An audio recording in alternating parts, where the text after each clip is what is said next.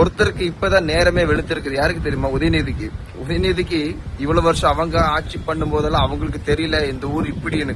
இப்பதான் தெரியுது. அண்ணன் வந்து 20 நாள் தான் தெரியுது. என்ன சொல்றாரு, இது தமிழ்நாடா இல்ல உத்தரப்பிரதேசா இந்த மாதிரி இருக்கிறான்னு. ஏண்டா நீங்க ஆட்சி பண்ணிட்டு போனதாண்டா இதெல்லாம்.